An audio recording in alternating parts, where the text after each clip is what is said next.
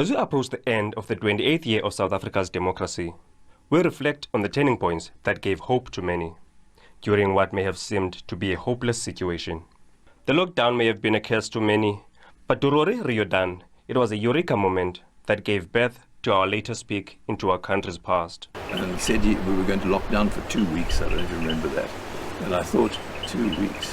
What's going to have changed at the end of 2 weeks with this virus? And I thought, Cyril, let's be long-term on this thing. We're going to be out of our way of doing things for quite a long while now. And so I thought I'd settle down and I'd write a few things, and that I wrote about many different things just to keep myself busy. But then I was always being pulled back to the political stuff because I was years in the Human Rights Trust from 1986 until 2003. I was in the Human Rights Trust, and I have all that documentation here that I kept when the trust closed down.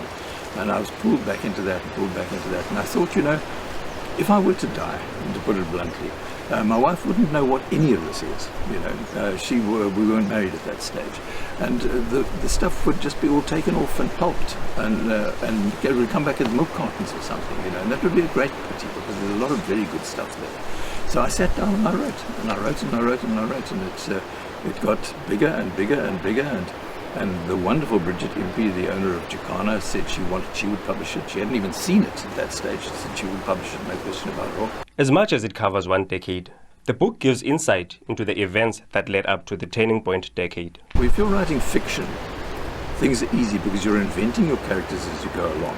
You can know when to start, you can know what you want to do. That's simple. But if you're actually writing history, there's a timeline going along with this whole thing. And where do you start and where do you stop? What is the story you want to tell? How does it fit into that? And I thought I'll start in 1979 with Gqeberha setting up the first iteration of PEPCO. But then I thought, if I do that, Ramesh Shlaba isn't in it, Governor Becky isn't in it, Dr. Njongwe isn't in it, Wilton Mkwai isn't in it, and they were all here, and they all did the most amazing things here. And I said, no, that would be completely wrong. You have to bring those people in, so you've got to go back. So I thought, now how far back do I then go?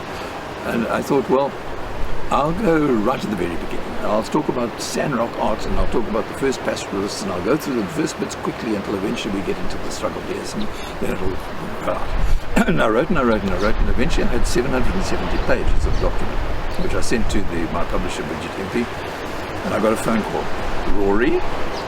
Rory, today people read tweets and they read one-line WhatsApps. They do not read 770-page books.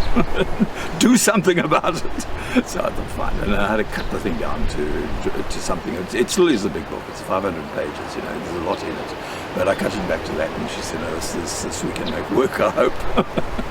Riordan approves of the current ANC government, but is wary of what the organization is becoming. The change, you've seen the ANC changing over time, from being a non-racial organization to being an Africanist organization now, with almost no, when you look at the list of the NEC and so on, you realize that people just accepted that list as it was, and I think there's one white person in that list, and I don't think there are any coloured folk in that list.